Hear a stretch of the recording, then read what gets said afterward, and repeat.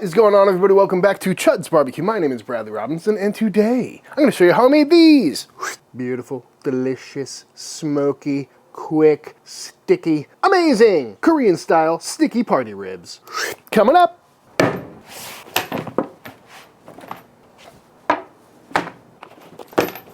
These are some ribs. Pat them dry.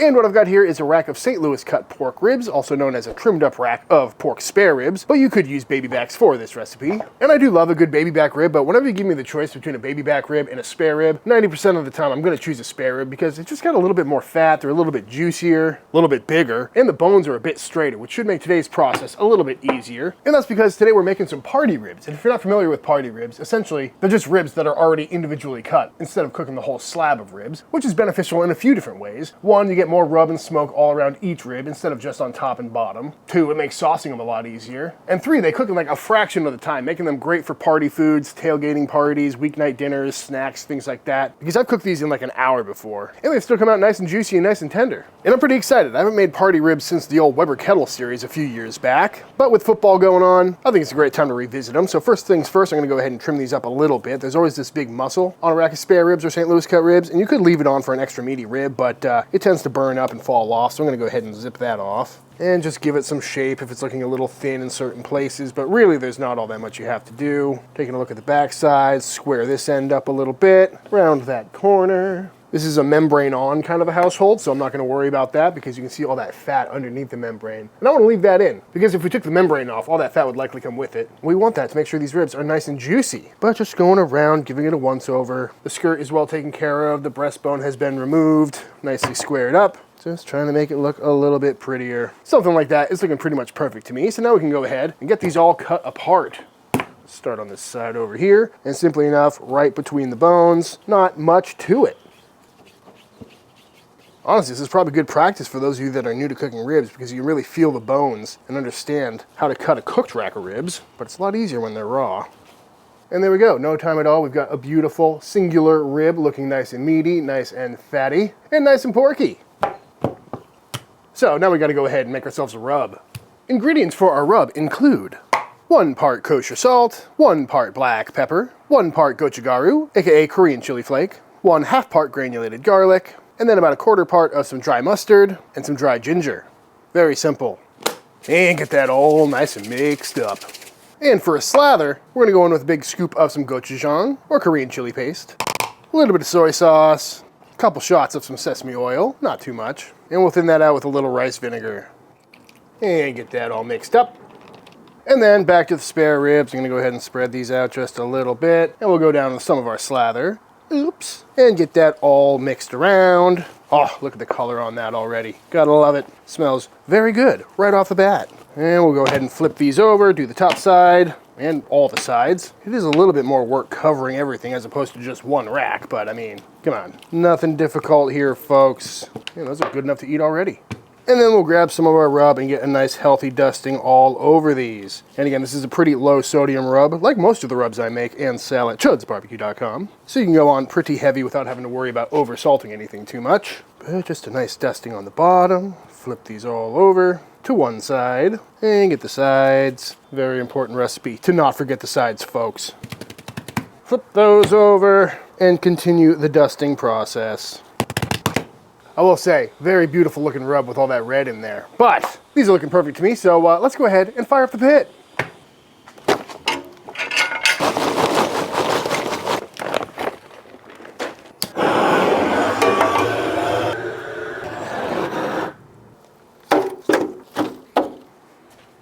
It's the first boot snake of the year.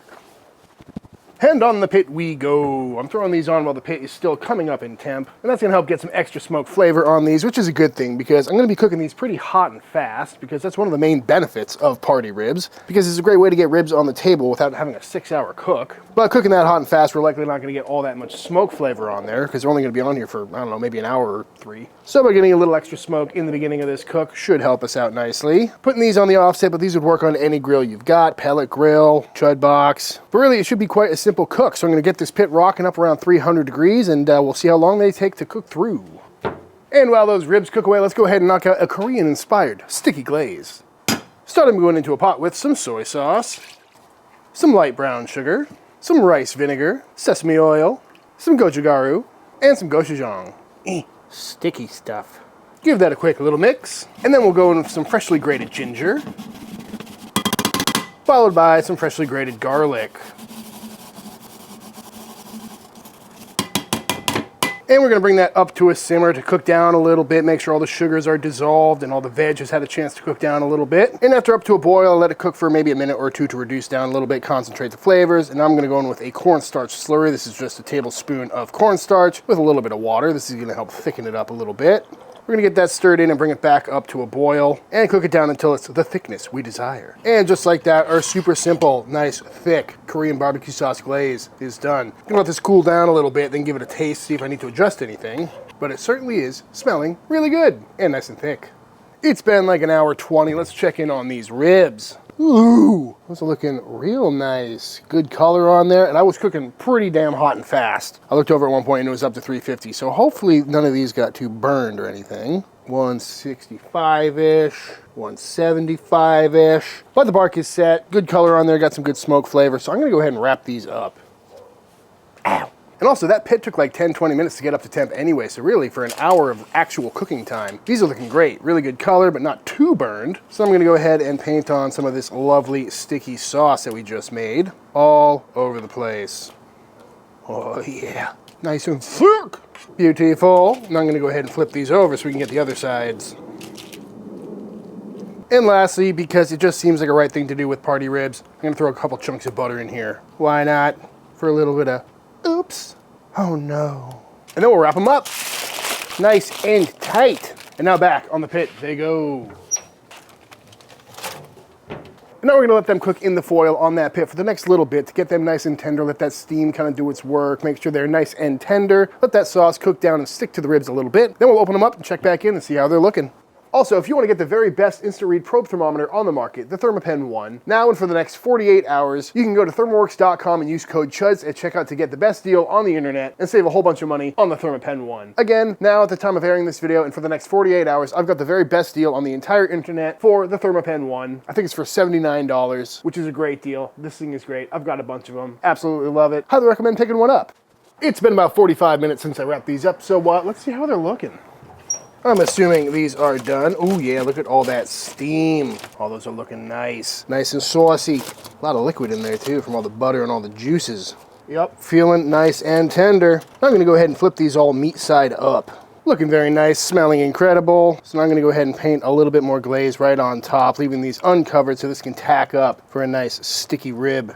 Probably should have heated this sauce up. It's pretty gloopy and thick. But it's on a pit, so that's fine. It'll cook on nicely. Now I'm gonna shut this lid, let that tack up. I may do 1 or 2 more applications, depending on how these are looking. But really, we're just trying to get that nice glaze and that nice presentation. So probably another 10-15 minutes.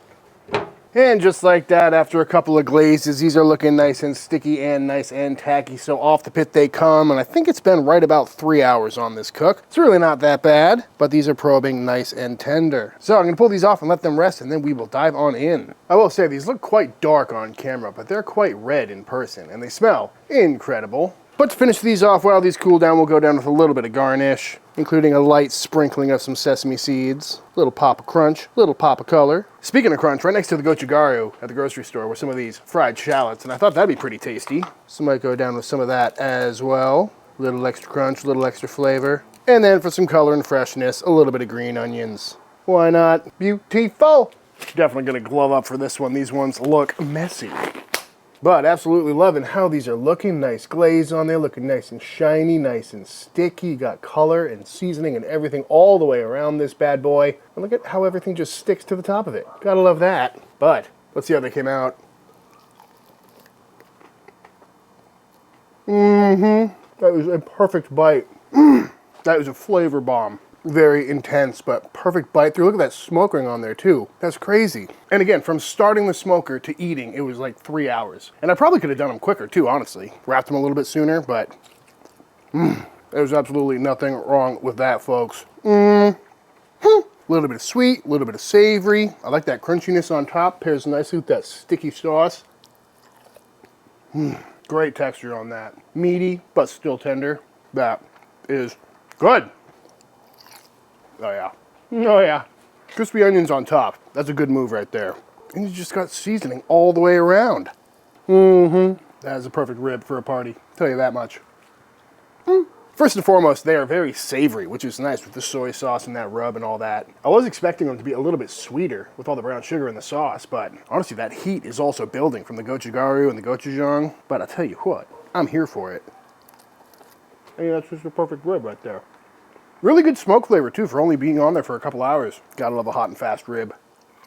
Very, very tasty. The only negative I'll say is they are a bit on the salty side, which is interesting because the rub I made was like a 3-to-1 of pepper and other ingredients to salt, which is pretty low sodium. But then again, there's a bunch of soy sauce in the glaze, so maybe don't reduce that glaze down nearly as much as I did. But I do like the thick consistency we got. But if it was thinner, you know, just a couple more shellacks on the old pit would take care of that. Or you could just omit the salt out of the rub in general, but still, really tasty, and I'm still gonna eat it.